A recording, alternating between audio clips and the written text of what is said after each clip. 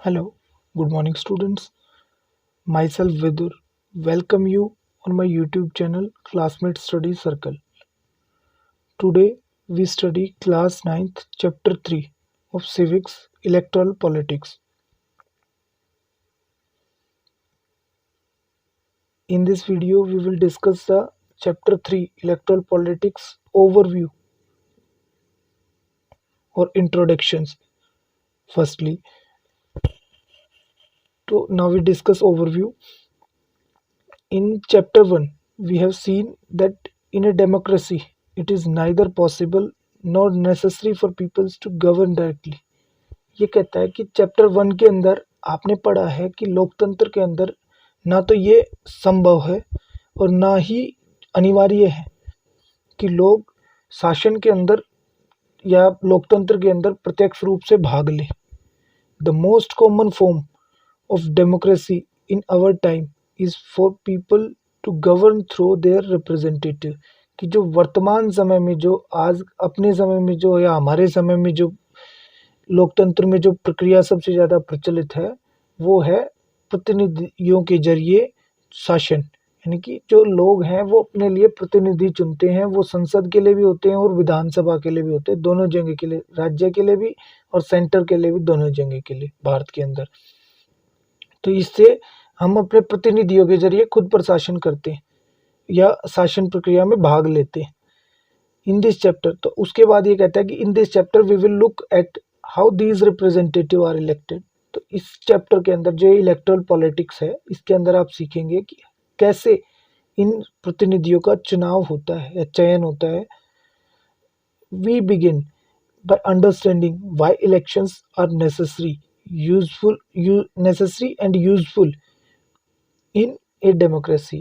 यानी कि जो हमें सबसे पहला क्वेश्चन पूछा गया है, यानी कि जो बताया जाएगा आपको कि how this representative are elected, तो उसको समझने के लिए हमें जरूरी है कि किसी भी लोकतंत्र के अंदर चुनाव क्यों जरूरी है और क्यों उपयोगी है. तो उससे आप ये चीज़ समझ पाएंगे कि जो आपका जो इलेक्शंस हैं, जो रिप्रेजेंटेटिव्स हैं वो किस प्रकार चुने जाते हैं. वो भी इलेक्शंस के जरिए ही, यानी कि चुनाव के जरिए ही चुने जाते हैं. We try to understand how electoral competitions among parties serves the people. उसके बाद हम ये समझने की कोशिश करेंगे कि कैसे चुनावी प्रतिस्पर्धा राजनीतिक दलों यानी या राजनीतिक पार्टियों या राजनीतिक दलों के मध्य जो चुनावी प्रतिस्पर्धा है वो किस प्रकार लोगों की सेवा करने के लिए राजनीतिक दलों को, उसके लिए लोग या राजनीतिक दल किस प्रकार उनकी सेवा करते हैं लोगों की.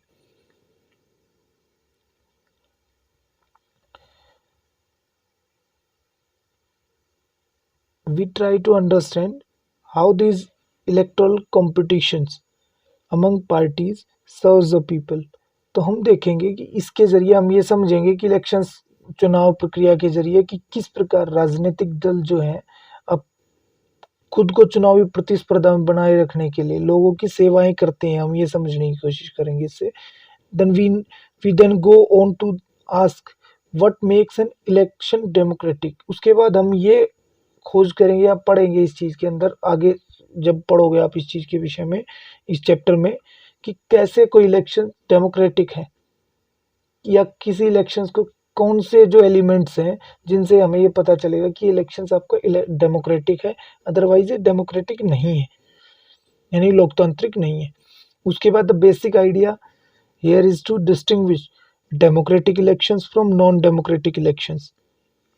कि उसके बाद हम मूल रूप से अंतर करेंगे दो चीज़ों के बीच में, लोकतांत्रिक चुनाव के बीच में और अलोकतांत्रिक चुनाव से, यानी कि उन दोनों के बीच अंतर स्पष्ट करेंगे इस चैप्टर में.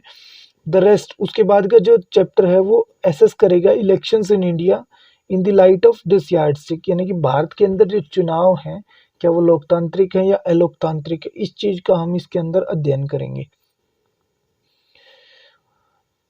उसके बाद आपका आता है we take a look at each stage of elections from drawing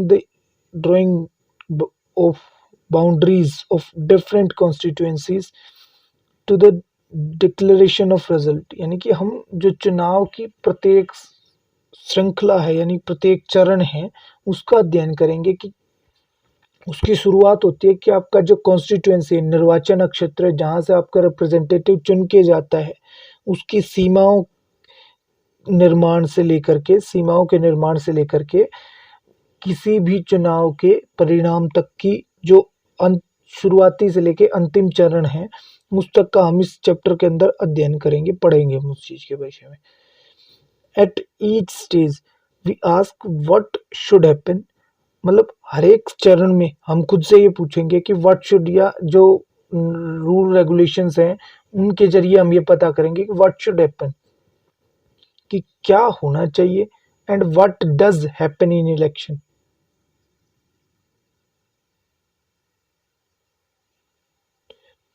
At each stage,